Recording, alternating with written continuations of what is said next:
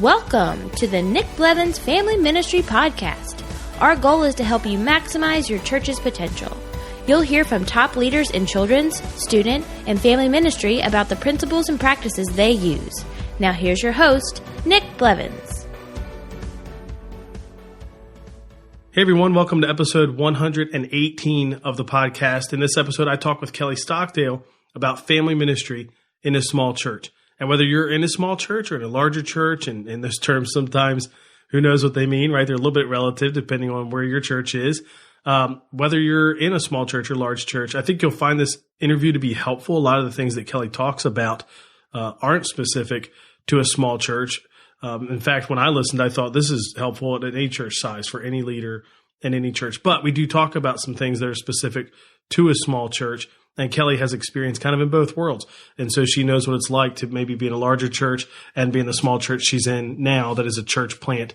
Before we jump into that interview, though, want to let you know that there's about 2 weeks left, if you're listening to this when it comes out, to sign up for fall courses or coaching with Ministry Boost. So maybe you want to take a course that will focus on something specific in your ministry that you want to improve, like small groups for kids and students, partnering with parents, recruiting volunteers, preschool ministry, which Kelly's going to help lead one of those courses, or whatever. It might be something else like ministry hacks where you want to get into the systems and all of that, the processes, things that are going to help you do more, do better quality in your ministry. There's tons of course options. And there's coaching. Coaching is different. I consider it higher level, strategically, 30,000 foot level. Certainly you'll talk practical ideas and things like that. It's also more community because you'll journey for 6 months or more if you wanted to extend it with some other leaders who are in the same role you're in. And that's a different conversation. It's a different experience than a course. A course is more on the ground, in the weeds, working on something specific. And if you do coaching, the great thing is you can get a course included free. And so therefore you can kind of do both. You could kind of work at that 30,000 foot level, build some relationships that are going to really help you. And you can also work on something specific in your ministry this fall in the weeds. So you can find out more about that at ministryboost.org. But the deadline to sign up is September 27th. So we're going to be launching all the courses and all the coaching groups early in October. So be sure you check that out. And then also the Orange Tour is coming to a ton of cities, most likely one near you. I'm really excited this year about the Parent Q Live event the night before. So if you're near an Orange Tour stop, you can invite all the parents in your church to attend Parent Q Live. Extremely affordable. Obviously going to be a great experience. We had Reggie Joyner and Kristen Ivy come to our church last year and speak to our parents. And it was just amazing. It was one of my favorite things we've ever done as a church. And I'm excited that they're going to be doing that and more at Parent Q Live. And it's something that every church could get involved in if you're near an Orange Tour stop. So go to orangetour.org to sign up for that. You can get all the links and show notes from this interview with Kelly at nickblevins.com/episode 118. But let's jump into my conversation now with Kelly about family ministry in a small church. Today I'm talking with Kelly Stockdale. Welcome to the podcast, Kelly. Hey, thanks for having me. You bet. Tell us about yourself, your family, and your church before we jump in and talk small church family ministry. Yeah, so my name's Kelly Stockdale, and I am married to Jason, who is also in ministry, and we have 4 kids. We have Emma, who is an 8th grader, Ava, who's a 6th grader, Lila, who is a 3rd grader, and then we have Cody, who is 4. No, he just turned 5 yesterday, so sorry about that. Yeah, goodness. Can't even 4 kids. You can't keep up with all the things, you know? Well, like 4 kids, birthdays, ages. I mean, it's just too much change. They all run together, right? Yeah, that's right. So currently, I'm serving at Grace Hill Church. I've been there for about 2 years as the NextGen director. And actually about a little over 2 years ago, my husband and I planted a church in the Carville area that launched with about 100 people. Called The Hill, and there about 40 to 50 of that number was kids. So we outgrew our kid space fast, and we began to pray about what our next steps was and what they were going to be. And a local church reached out to us who had a good sized building, but really didn't have a vision. And so they approached us about merging with them. And so 4 months into our church plant, we actually merged with that church, and that's how we became Grace Hill Church. And so now we run about 300 people, and about 40% of that number is birth through 12th grade. So we have kind of a unique context as far as ratios. So yeah, I do NextGen. Yep, you pretty much need everybody to serve in kids or student ministry somewhere. Yeah. Pretty much. If you're pretty an adult, much. you have to serve here because there's just not enough of you. I mean, we really do. That is about the way it is. Yeah, and worship bars and adult small groups and guest services. Like, hold on, wait a minute. No, everybody can't serve in kids ministry or student ministry. So tell us before we jump in and talk about like what you're learning there, ministry in a smaller church, and especially NextGen director. You know, that's the role of a NextGen pastor overseeing birth through high school or college is rare, and that's it's even more. It's in some ways it's not more rare in a smaller church because a lot of times that's just how it is, right? You know, there's not enough finances to hire two different staff people, right. So somebody oversees it all. But I feel like intentionally taking that approach in a smaller church is kind of new, but that's not your only experience. Tell us about your role in the church before that, because that was a different role, right? Yeah, we were, I was on staff. Me and my husband were at another church, where he was the worship pastor. So we joke, he's a worship pastor turned lead pastor, and I'm a preschool director turned NextGen director. And so I was a preschool director for 5 years, and I started as a volunteer. And it was one of those deals where, they decided they needed to pay me so I wouldn't stop doing it long term, which is, I think, about how many preschool directors start. I feel like that's what I hear so many times when it comes to preschool. So we were in a set up tear down environment in a school. And one of the things that I just really wanted to do, I'm very passionate about preschool ministry. And I just wanted to be able to flip the script and reshape what people thought about preschool ministry. And so we really just try to create parent resources, make a big deal about baby dedication, make that an event, and really have families start off right within our family ministry with preschool. And so it's probably, if I'm being honest, it's my first love. Like I love preschoolers. Yep. So what about that church though? So this church, you know, your church now, you helped plant it. It was 100. It's now about 350. Yeah. What was that church like? Our other church, so it was a church plant that we started too. I don't know what it is, but God doesn't really allow me to be a part of like just established things. He's I don't know if it's a little bit of me and my husband's adventurous spirits, but that was actually a church plant that was 7 years ago that we were two of the founding couples in it. And we started, it was a high impact one that started with about 300 and grew to up around 1,000 or so. And they're still going great today. That's awesome. So you have experience now in those two different size churches and probably some before that too. But I think that's helpful in getting the context. Today, we're going to talk smaller church family ministry, not just children's ministry, but like NextGen Pastor kind of being like that. But before we jump into that, what are some of the challenges about working in a smaller church that you've experienced? I think the main one, and I think this is be the first one that everybody says, it's always money. It's always, There's never enough money, it seems like. But one of the things that I've had to rely on, and our volunteers and our team, our staff, and we all have to rely on, is that we have to get creative, because a lot of times money is not what can solve a problem that we have, because there is none. So we have to figure out how can we be creative with the resources that God's given us in order to do the ministry that we feel like we need to do. So money is always probably the top one that I think of when, which, you know, going from a larger church to a smaller church, that's something that you're with a much bigger budget that you go, ooh, that's okay. That's hard. You know, like I got to go back to the drawing board on how to solve that problem. So, and I think the other part that I would say is just having resources for even just personal growth. I never thought about at my other church, I never thought about going to a conference.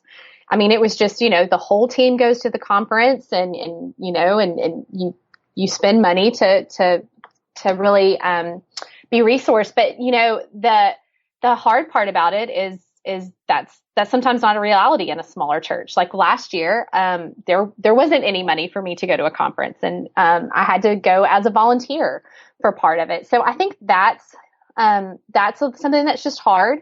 I think the other part of it is that there's so many resources out there for the larger church. And so many times when I do go to a conference and I'm sitting in a breakout, I feel like I hear a lot of talk about from people who are in that larger church context.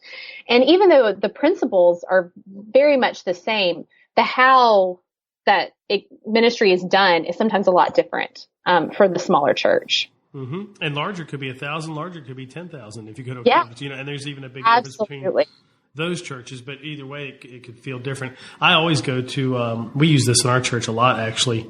If you come to like our new here class, like the orientation or whatever, there's a great article by Tim Keller that I've referenced probably on this podcast before, where he talks about church size culture, that, churches of different size have different cultures. So much so that like a Baptist church of 200 and a Baptist church of 1,000 are less alike than the Baptist church of 200 and let's say the Methodist church or the non-denominational church of 200.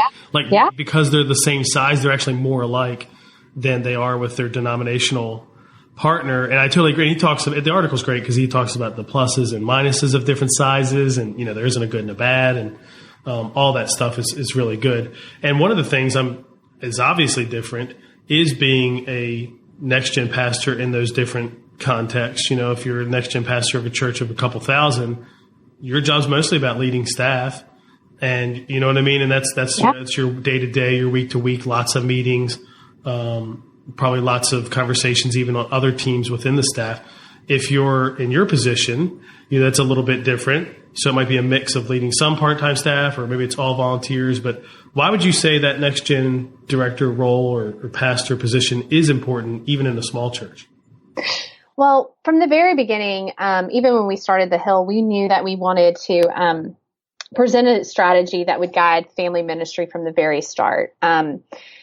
We wanted to the phrase that I hear Orange say all the time is begin with the end in mind. And that's what we wanted to do. But we knew that, and I think for any church, no church wants to stay small. Every church, no matter what size it is, because of the Great Commission and what God's called us to do in our calling, that we want to grow. And so we wanted to be able to create a structure for the future in that. And so part of what I've always been passionate about is the strategy as a whole for all of NextGen ministry. And so when we started the Hill, and even when we merged to become Grace Hill, we knew that we wanted to go ahead and have that NextGen director position. We knew obviously that it would be impossible because of budget for me just to be in that role only. So for me, what that looks like is that I do NextGen, and I have a student director. We have my NextGen assistant who helps, but then I basically oversee kids ministry where we're at, because we just don't have the ability right now to hire that position officially. And so, I think also part of the reason that we wanted to have a NextGen director instead of just having a kids director and a student director is a lot of times what you see in smaller churches is that the children's director will report straight to the pastor, because a lot of times there's not an executive pastor because there's no money for that either, really. That's a nice but not necessary position when you're sort of starting out. And a lot of times, what does the pastor really know about getting kids ministry off the ground? What does a pastor really know, a ton about student ministry? And so that was part of our thinking was to take something off of the pastor's plate, to have somebody who was already guiding all of the strategy from the very beginning. And you, and I would say like what you're talking about, where you basically lead children's ministry, but you also have that NextGen pastor hat on. I see that all over. I mean, church, because even churches of 1,000 oftentimes, shouldn't in some ways staff a full-time NextGen pastor, multiple kids or full-time kids, full-time students. Like there's a lot of cases where even up to that size, you're kind of wearing two hats. Or like our friend Kenny Conley, you step into a church that, for different reasons, you're not going to have staff in certain positions. So you got to dive in. I was a student pastor as a NextGen pastor for 2 years when we were looking for a student pastor. So that's pretty typical. And in your team, the two people you have that help you from a staff perspective, are they both part-time? They are. I have, our student director, she puts in about 10 to 15 hours a week officially, I'll say officially because you know how that works in every church, right? Yep. And then our ministry assistant, she works about 20 to 30 hours a week, somewhere in there, depending on the week. Yeah. So how do you get all of the jobs done and student ministry and NextGen and all of that without a bigger staff? I mean, this is where you live and die by your volunteers. And I think that's any church, but, for sure in our context with, like I mentioned, 40% of our number is kids. And so, and students, and specifically birth through fifth, is about 35% of that number. So, it is all hands on deck, on a Sunday. So really we live and die by our volunteers, having awesome volunteers. One of the things that we did also is set up a leadership team. And this is really the team that I am able to get a lot of the work done. They take up a lot of the extra off of me of kids ministry. Can you tell us how that works? Who's on it? How often do you meet? I think that's great. Our team, I had that too when our church started. I think one of the things we probably missed the boat on a little bit as we grew, because we were a church plant too. When we were able to hire more staff, I don't think I did a good enough job making sure our staff that we hired created their own leadership teams. So they had some carryover because some of those same volunteers, they're still serving, they're still part of the ministry, but I don't know that we transitioned that well. So I'd love for you to share, what does yours look like? What's their commitment? What do they do? How'd you get them? All of that. Yeah. So, that was a culture that we had at our previous church, that all of our ministries, even when I was in just overseeing preschool, we had a leadership team. Every ministry had a leadership team that they developed. So that was one of the things that I knew, for Grace Hill that I really wanted to see happen. They are my top volunteers is what they are. They, ranging from preschool to elementary. And as we continue to grow, we'll probably at some point then split those two off, to preschool and then, to elementary. But so, they are, like I said, they're our top volunteers. We meet, every other month. Sometimes we meet once a month, just depending on, what we have, going on in the season of ministry. They have committed to serve for a year, and then we evaluate whether or not they want to continue serving. And so what they do is they really help. I come in with the agenda and I say, hey guys, these are the things that, looking into the fall that I'm thinking that we need to do or coming up. And so they really help plan a lot of that. They even help plan down to us talking about the dates, because I know that if I put a date on the calendar, I've got to have my volunteers there that are able to really help us pull it off. So if we do a baby dedication event, I got to make sure that these guys are able to be there, because they're my top volunteers. But they're a constant form of evaluation for our ministry. We start every meeting off with keep, start, stop. What do we need to keep doing? What do we need to start doing? And what do we need to stop doing in the ministry? And so we go through and we always evaluate everything from our lobbies to the curriculum, to the small group time, to the large group time, to the follow-up, all of it. It's just, they really help me evaluate. Their eyes help me. Cause sometimes when you are doing NextGen and you're over all of that, sometimes I can't be down in the weeds with kids ministry as much. And so they really become a lot of my eyes and ears for knowing, okay, this needs to change, or we need to do something about this. Yep. And ours was the same way. I think we met monthly, but we took off a lot of summer and December. So, it probably ended up being 7 or 8 a year. And it was certainly really, really helpful. You mentioned that you have 35% of the attendance is kids, right? Yeah. 5% or so is students, so 40% of the church. A couple of weeks ago, I had on Annette on the podcast, and she works with ministry architects, and they keep these kinds of percentages.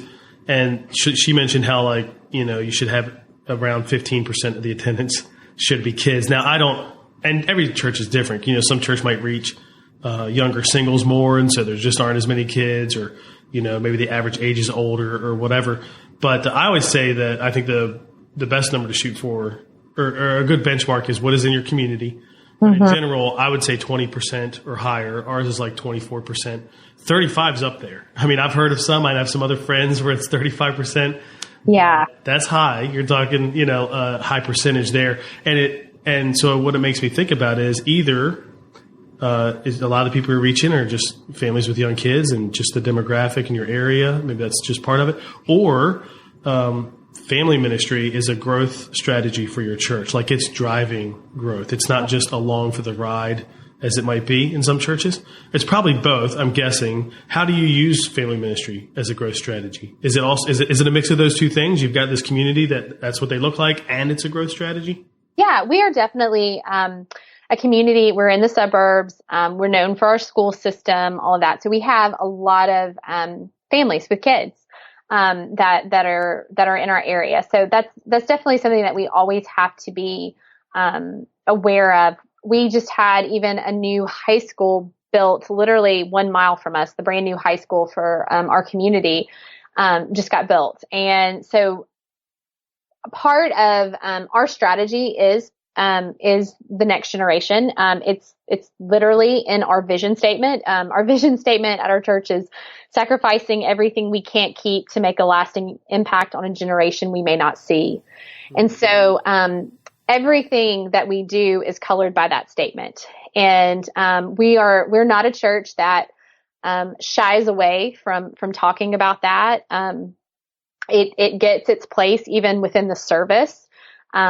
Just even in the smallest of ways of once a month at the top of the month, when we kind of release like our new resources, even for just kids ministry, we do verse clings, we do the placemats for preschool, and we do verse clings for elementary, and we do the God time cards. They go home.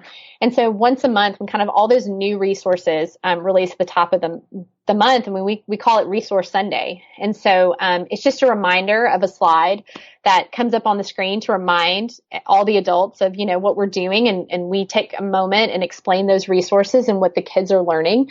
Because we want our adults to know that church is not just what happens in the worship room, that's not, that church is happening, and worship and small groups and all the good stuff is happening all over campus, and that we have got so many volunteers spread out through there that are loving on kids and reaching kids. And so we really do try to make it a big deal just within our church. It's, like I said, it's our vision. We partner with local schools to help them. So it's just really like our entire focus is really on the next generation. I like that you have a Resource Sunday, and it's like regularly, it's a rhythmic. Do you feel like parents have kind of like, I don't know, gotten used to that? So they expect it, and it has become a thing that's been helpful in terms of, touching base with them? Because I know one of the things most leaders struggle with is, I'm trying to resource parents, but I feel like they're not paying attention. Yeah. Or they're not using any of it. Has kind of that, not weekly, but maybe monthly rhythm helped? Yeah, it's definitely, we like doing that. And for part of the reason, though, I'll be honest, that we make a big deal about it in the service is that sometimes it's more for the people who don't have kids sometimes, because it's really easy when you don't have kids to think, well, I mean, where is our budget going to, or what's happening? Because if it's out of sight, out of mind, right? So for us, a lot of it too is just reminding those people who don't have kids about what the church is doing for the next generation. And what's been awesome is to hear, grandparents and other people, just empty nesters say, I wish that we attended a church that was this intentional about partnering with parents along the way. And so that's been really awesome to see. But yeah, we try to do all that we can to resource parents, whether that's physical copies of stuff, or whether that's email, social media, or website. We try to meet them where they're at, because we know that not one form of communication works best for all. And so. True. Yeah. I want to ask about a couple specific things related to, ministry in a smaller church context. You mentioned budget being the number one challenge. What are some of the specific things you do to make a great impact without the money maybe that you had at the previous church or other churches might have? You always have to decide, and this really is, it doesn't matter what size church you're at, you have to decide what you're going to spend your money on. And so for us, small groups is where we spend the bulk of our money because I can't be in all the places and with all the kids and doing all the things, and no one adult can. That's why our small group leaders within their small groups are so important, that they are reaching kids, making connections with kids, that kids are learning, but that they're having fun. I once had my executive pastor in a meeting at our previous church ask me, what percentage do you put on fun and what percentage do you put on learning? And I said 100% and 100%, because they're going to be learning the best when they're having the most fun. That's when it's going to click with them. And so we try to put as much resources as we can into our small groups, into making that a great time that the kids look forward to coming to. Because I mean, one of the two questions that every parent is asking as they leave a church is, did you have fun and what did you learn? And so we want to create the best environment that we can for them in that. We try to, I've often heard a lot of churches, the smaller churches that I've talked to, just say, I can't do a large group environment though, because we just don't have the resources for it, or how would I even do that? And I just think even in a smaller church, having a large group environment is so important. And it's as simple as a TV playing, the worship videos, and somebody, and I hear all the time from people, I don't have the talent that, larger churches have to lead worship. And the thing that I joke with is like, if I can do it, I am pretty sure anybody can do it, because that's the beauty of, leading, like with the video. You don't have to be able to sing. You just need to be able to have fun and lead kids. And so, there's a lot of times where on some groups, I'll see that there's some churches that can just blow it all out with their large group environment, and they can reset every month and create like an awesome theme. And that's what we used to do at our other church. But that's not really a reality for us now. What we try to do is we try to create a large group space that is engaging. It kind of looks like a little makeshift clubhouse. We actually do our, because of space, because we're with our kids area, we take up pretty much every room in our building.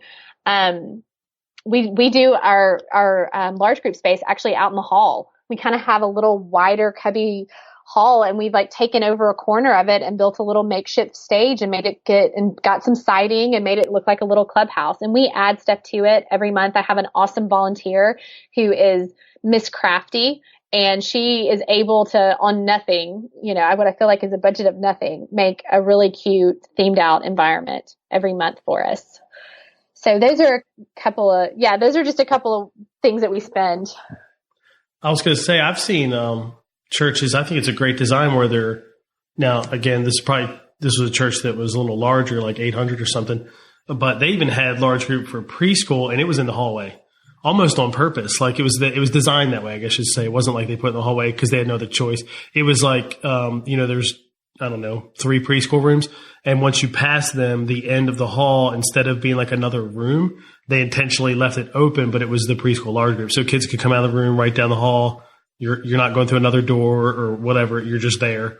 And then, that's basically how our preschool is. We have like a little preschool cove that we call it, where it's about 4 rooms that come out into the hall, and they just come out of their rooms, and that's where they do large group. That's what I've heard. I know of a lot of even larger churches who I would say have had, maybe haven't prioritized a preschool large group space, because it's one of those things where people think, well, it's just easier to do it in the room, and the logistics of getting kids to actually travel and move. And I do think that a preschool large group space is so important. And so I think, there's ways to make that possible for even in preschool. The one I'm thinking of now is Carrie Newhoff's church, Connexus, when they moved into a permanent building, I don't know, 4 years ago or whatever it was.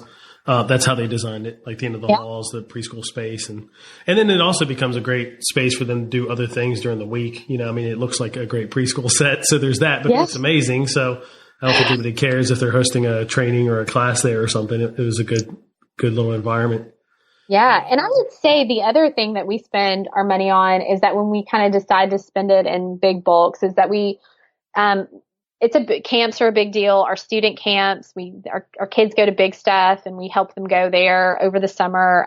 We do Camp Kid Jam. And partly, you know, when you're a smaller church, what's so awesome about finding organizations like that is that you don't have to do your own thing for camp, that you can hook up with a camp and attend it. And so that's what we do for our elementary kids. They go to Camp Kid Jam. One of the things that we do spend, money on is to do a parent dedication event where there's a class and then there's a really nice event that we do for our families, because we think that it's pretty important that they start off on the right foot, and that we think that that outside of when they get married or when they make a commitment to Christ, that the biggest commitment they make to their kids and how they're going to raise them. And so we try to make a really big deal about that time in their life. And it's also so important to be able to get in front of them and to be able to tell them, hey, this is how we want to partner with you. This is how we're going to do this over the next 18 years. And so it's a way for us to just get our vision for our next gen ministry in front of them when we do a parent-child dedication event. Yeah, that's good. I like how you focus on specific things, because that is one of the keys of budgeting and, you know, all of that in a smaller church. And you're right, it's true in any church. I mean, you're prioritizing no matter where you are. But if your church is smaller, you gotta be careful not to just do anything. You do everything that you like, or I don't know, because then you can't do any of it well. You can't afford it. All that stuff is important. I've found a lot of times with almost like the smaller church mindset, it's sort of like, well, let's just do whatever. Like, let's have, you know, this potluck. Let's have this little thing after church. Let's go here and there. And what we try to do is we would rather take our money, be impactful in certain ways, in certain times of the year, rather than just taking what we have and just spreading it in little ways throughout. So, we try to do that. One other thing I know is common in a smaller church, this is true like in church plants now, like yours, smaller churches that have been around for a while, campuses, is the idea of having one service, which is great for everybody except kids ministry, you know, because if you have people to serve in it, they can't attend. So how do you do that? Do you have one service? Yeah, so we actually, we went to 2 services this January, not because we honestly needed the space in our worship room. We went to 2 services because, we were trying to make it such a priority to connect an adult with every child consistently. That is probably the hardest thing. And that's one of the things too that I've heard from just people in our context when they are trying to do a one service. And that's certainly where we were at starting. And I think that's so tough when you do hear like, that phrase of connecting an adult consistently with a kid, and you're thinking, but how? Because you can't ask somebody to serve every week and never go to church, because, part of them serving is that they're serving from an overflow of being fed. And so we tried, to do every other week. And we felt like it just did not work in our context. We felt like we were just constantly, scheduling and trying to move the pieces. And it was kind of a logistical nightmare. And it felt like that's all we were doing all week. Because they inevitably, there was just always somebody calling in or wanting to switch a week, or I need a sub or whatever. And so it was just hard to keep track of everybody's schedule. The cool part about our decision to actually go to month on, month off was actually born out of the leadership team meeting, because and what's really cool about that is that when you're casting vision, and not just me casting vision, but like when they hear it from the stage, how important the next generation is, that basically I had our leadership team coming in saying, I feel just as a volunteer so caught, because part of me obviously I want to go to church, but part of me hates the fact that I'm coming in every other week and I feel so disconnected from my kids, and I don't know what's really going on when the other person that was serving. And then what if I have to be out? Then I'm out 3 weeks. And so we actually had a volunteer who said, what if we tried month on, month off? Like, I think it would be really neat if I could go in and really own the whole theme of the month and own all the curriculum, and then basically have somebody who serves the other month. And so we swore that we would just try it for 4 months and give it a go and see what we thought. And it really worked so well, because what ended up happening is people would switch months. So if somebody was going to be out of town a week or so, they said, to their opposite, the people serving on the opposite rotation, hey, let's switch months or just whatever. And it is a sacrifice. I mean, you're out a whole month out of service. And so that's why being in a life group, community group, something like that is always going to be so important for your volunteer. But what we were able to do is we were just able to see such deeper relationships begin to form. And we were able to see our volunteers really step up and kind of own the whole theme and know their curriculum and what was going on. And it really almost created what I would say was a team environment with the person working the opposite rotation from them. And so then it became we started, some of our third grade small group, all those 4 leaders would work together to plan an event. Like, let's go to the movies this summer, the $2 movies, meet up here. And so it was neat to see them begin to work together. We have a prayer journal that we were keeping in every classroom that had, whether that was preschool or elementary, just their, the kids' prayers, what's going on in their lives. And that was a great tool then for whoever was serving the next month to be able to pick up and kind of know what was happening in kids' lives from there. And for us, when we went to 2 services, it was just such an easy transition, because it was like there's these 2 very defined rotations for each small group, and you'll take the 9:30 and you'll take the 11 o'clock. And and because they were so used to kind of serving for a more extended period of time, really, when we went to 2 services and we asked everybody to start serving every week, we didn't lose anybody from that. That's pretty good. That's usually not everybody's case. But you were in a special circumstance there too, because you did have them serve a month on, month off, and it was it's not like there was an established 30-year history of the church that was different. That's usually what people are dealing with is, hey, it's been every other week or once a month for decades. Now I'm trying to change the culture. Yes. I don't know if you've heard of this or if you've ever done this, but our church is part of a church planting network. We were planted and have been a part of helping plant a bunch of other churches. And one of the things that some of them have done, and a lot of them are doing now, is they'll do a volunteer service when they can't have 2. And so they'll do, like the church we just helped launch in the fall, they do a 9 o'clock volunteer only service. It's about 40, 50 people. And then the public service is 10:30. And it's almost all the same thing. They do a little bit different because the lead pastor actually casts a little bit of vision, to the volunteers in addition to whatever he preaches, kind of during the hosting part. Like when you would normally host and give announcements or whatever, they might do that, but not with the same, I don't know, intentionality, because these people are actually paying attention and they know what's going on and all that. And instead use that to cast a little vision. And then they might trim down a little bit of the other stuff, like with music or certain parts. But the cool thing is they get to do both. Yeah. We did like a little abbreviated version of that when we were doing one service. We had what I would call more of like a devotional time, so that we would meet. We would our worship pastor would sing a couple of songs, and the pastor would give a couple of would do a little short devotional, and then he would talk about some of the thing, like the announcements and stuff, just in case like a volunteer might miss that, and just so they can keep in the know. And then we cast some leadership principles for them. And so that worked really well for us, being able to have a little bit of a touch point there. They felt valued that we were taking that extra time with them to give them something when they were serving and they were going to be missing service. Yeah, and now those volunteers can serve every week because the volunteer service is their service, and then they're going to go to 2 actually here soon, and it'll be easy because they've already been doing it. It's like make it public, maybe change the times up a little bit, but it'll be an easy jump. I actually preached at one of our church plants volunteer services a long time ago, like I don't even know, 2011 maybe, and it was even smaller. I want to say it was 20 people maybe, because the church was smaller at that time. And it was still good. You treat it a little bit different, the way I taught.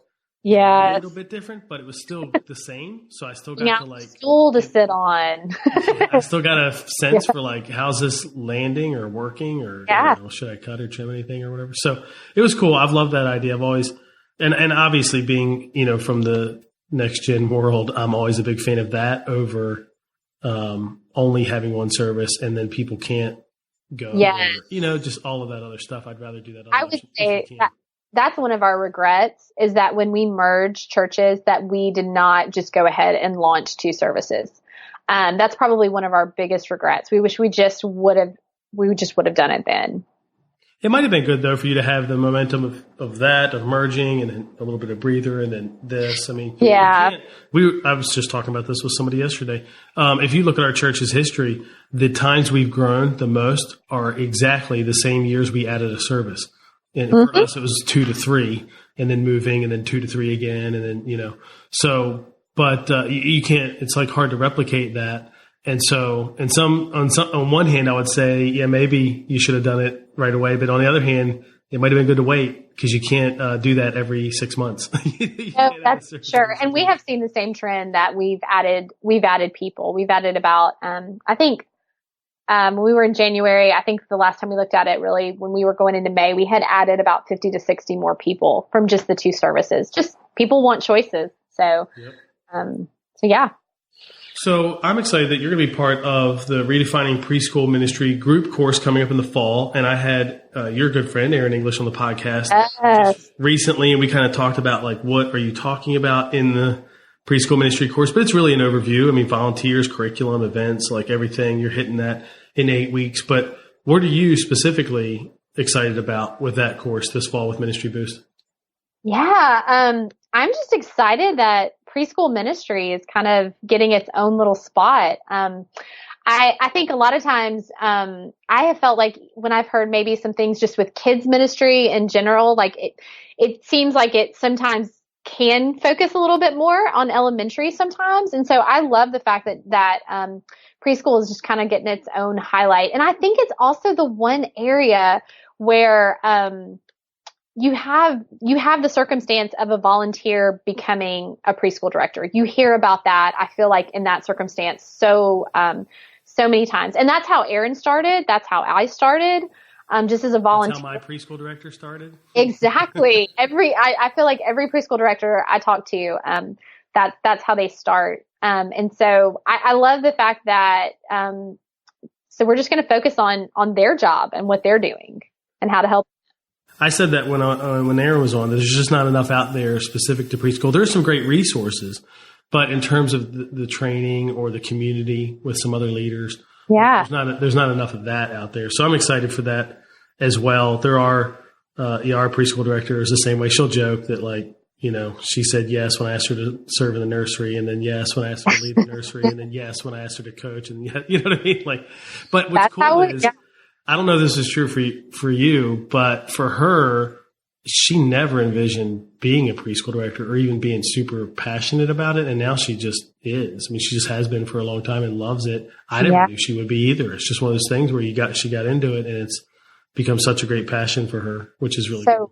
So I was a worship pastor's wife for forever, before that, for 8 years before that. And I wasn't in ministry. I was just, I really did not envision myself getting into ministry or having this passion. I had taught preschool, but in my mind, it was just sort of church is, that's where my husband, that's his job, and I'm his helpmate, and I try to support him and all that good stuff. Even though, the first thing that when you're a pastor or worship pastor's wife that you're asked as a wife is, can you sing? Which is no, I cannot. And I'm horrible at it. So there is no way that I'm helping him in that kind of arena. But so yeah, I was the same way. When we started at our previous church, when I began as a volunteer, it was like we had about 10 or 15 preschoolers, and we were trying to figure out how to really partner with the church and home, and we were trying to figure out how to implement Orange, and that's the curriculum that we chose to go with, and the strategy behind that. And I never expected to be doing what I was doing. I just thought it was kind of like, well, yeah, I'll help out. And even when I got hired, it was like, well, it's a part-time thing, and then just it's like really like where you just feel like, oh, okay, God, now I understand when you talk about calling, like when it's a ministry calling, like I feel that on my life. And so, yeah, it's been pretty exciting to watch that unfold. Yep. Yeah, I'm sure a lot of people can relate. Well, I think it'll be great this fall for you all to connect with a ton of other preschool ministry leaders that maybe aren't connected. So that'll be great. How can people connect with you if they have any questions? Yeah, they can find me on my website at kellystockdale.com. I'm also on social media at Kelly_Stockdale, and then they can email me at kelly@kellystockdale.com. Awesome. Well, Kelly, thanks for doing that course, that group course this fall. That's going to be a lot of fun, and thanks for taking time to come on the podcast today. Yeah, thanks for having me. Well, just like Kelly, I'm excited about the preschool course with Ministry Boost. I agree with her that there's just not a ton of focus and resources and community out there for preschool ministry leaders, especially if that's your job specifically. It's not children's ministry overall or family ministry like Kelly, but your job specifically is leading preschool. I don't think there's enough out there, so I'm excited about that as well. Some of the action items I thought about coming out of our conversation there, though, I thought about connecting with some other small church leaders. I think that's really important. I think it's important to connect anyway. It's one of the things we'll offer for sure with Ministry Boost, but maybe it's in a Facebook group, or you'll reach out to somebody through a conference, or that you met somewhere that you've heard, talk on this podcast, just to connect it and be able to bounce ideas off someone and learn from someone. Hey, how do you do this at your church? I think that's really important for all church leaders, but certainly if you're in a small church, just opening up and being able to connect with some other leaders who are in similar settings. Having a leadership team of volunteers like she talked about is just key. I think every leader should do that. If you lead volunteers in any way, you should have some type of leadership team among those volunteers. And then the other thing I thought about was, as a small church, especially if it's an established small church, and hers is a plant, so it's a little bit different, there's probably something that you could stop doing to put that focus and energy and effort and money somewhere else.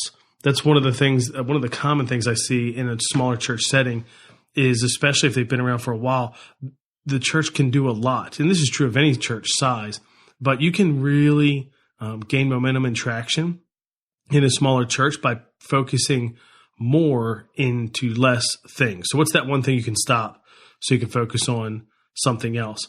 All the links and show notes and all that are available at nickblevins.com/episode 118. As I mentioned in the intro, check out ministryboost.org and orangetour.org for what's coming up this fall. A bunch of tour stops with Orange.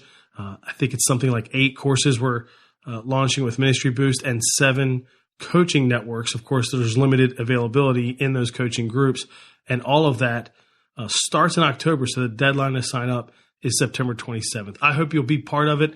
We have a bunch of other fun stuff planned. In fact, we're piloting a couple of these conversations, these tribe conversations, where we're going to gather people who serve in similar roles in a church, like let's say NextGen pastors or preschool pastors or middle school pastors, for some video conversations on Zoom, which is a platform we'll use for everything that we love.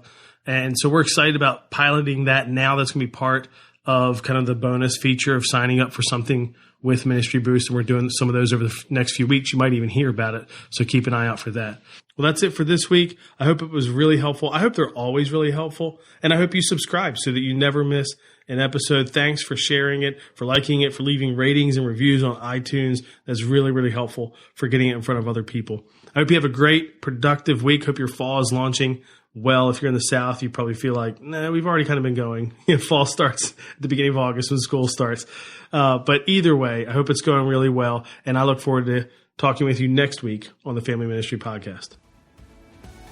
Thanks for listening to the Nick Blevins Family Ministry Podcast. We hope this helps you maximize your church's potential. We would love to hear stories of how you apply what you've learned.